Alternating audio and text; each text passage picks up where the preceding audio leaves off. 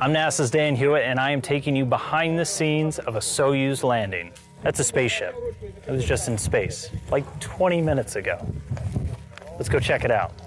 Flashback initiation in 3, 2, 1.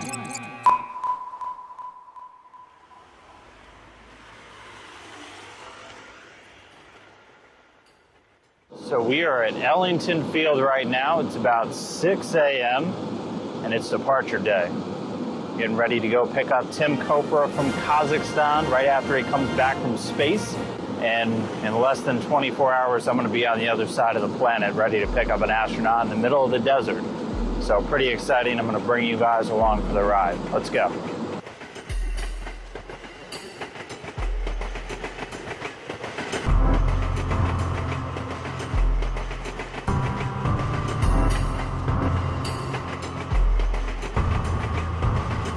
So we are now in Canada. It's a little bit colder than it was in Houston. Sweater would have been a good idea. Luckily, I'm not the only one. Shannon's here freezing with me. So we'll be here for just a little bit. We're going to fuel back up, and then it's on to Norway.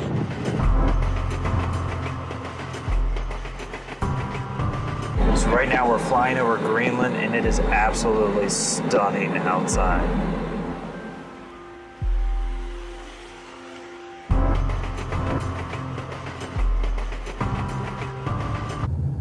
It is currently 1:45 in the morning here in Norway. That looks like 4 in the afternoon to me, so it's kind of crazy for us right now. But we're almost to Kazakhstan.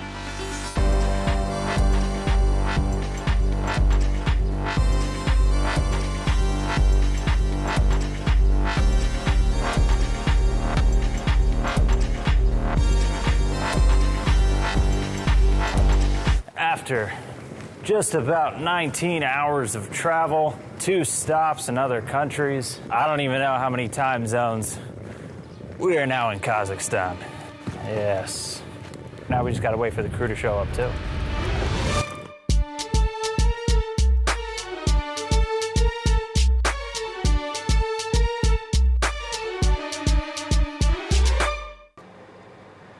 And this is where jet lag really starts to hit you. It's landing day and I'm up and it's just after 4:30 in the morning, probably about 4 hours before I should be waking up right now. And I'm up way too early. So it's gonna be a bit of a long day, but it's gonna be really exciting. And in a couple hours, we're gonna head out to the airport, get on the helicopters, and go watch a spaceship come down. Oh, come on. Oh. Ready.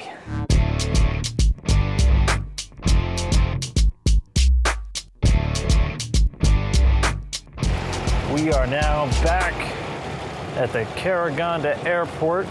About half of the NASA team came here about 2 hours before us, and they loaded up. They went out in the first wave, and we're gonna go get on ours and be right behind them. Couple of bare necessities that you have to have for every one of these trips. Water, earplugs, those things are loud. And lastly, the satellite phone. When I say we land in the middle of nowhere, we land in the middle of nowhere. No cell phones, no nothing. None of that works. Almost on.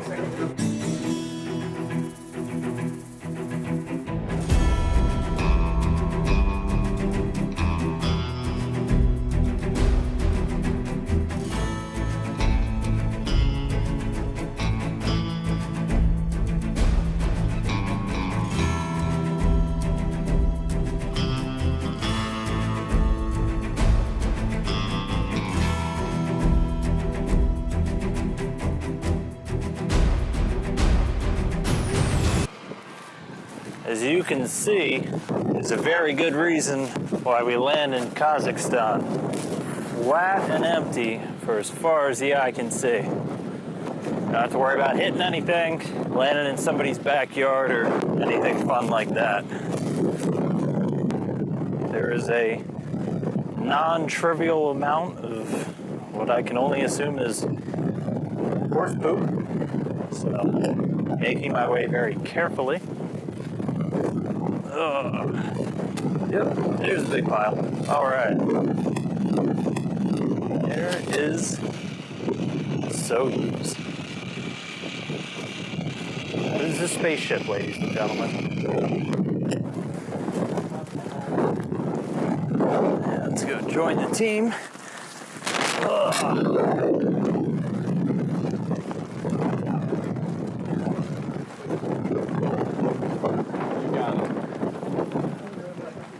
There it is. It looks like Yuri's already out. And up next is Tim Peake. So again, at this point, they're pulling the crew members out one by one. And there we go, there's Tim. All right. 2 of the 3 out of the capsule now. Here we go. Tim Kopra.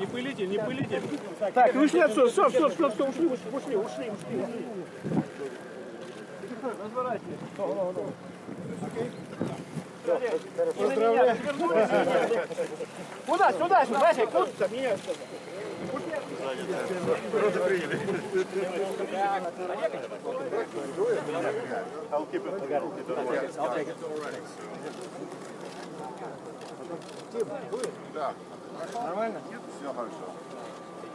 So they're gonna head off to the medical tent in just a little while, and basically they'll just get a chance to acclimate a little bit more, change out of their Sokol launch and entry suits into some more comfortable clothing, and then we'll be heading home soon enough. So always good talking to you, Rob, and that's gonna do it for me from here out in Kazakhstan.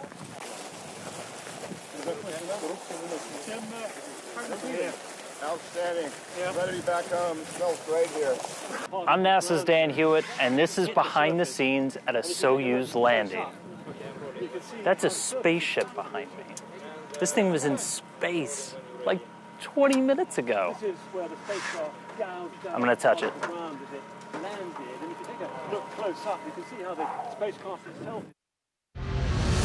As you can see, I've changed into my very fashionable blue NASA flight suit. Always makes me feel like an astronaut whenever I get to wear this. Everybody in the helicopters wears one. Not always the most comfortable thing in the world, but definitely very cool to wear. More pockets than you could ever kind of want.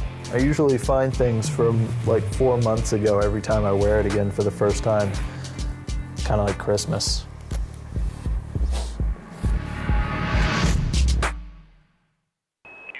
On Space to Ground. 2 spacewalks in 2 weeks? Check. Welcome to Space to Ground. I'm Dan Huot.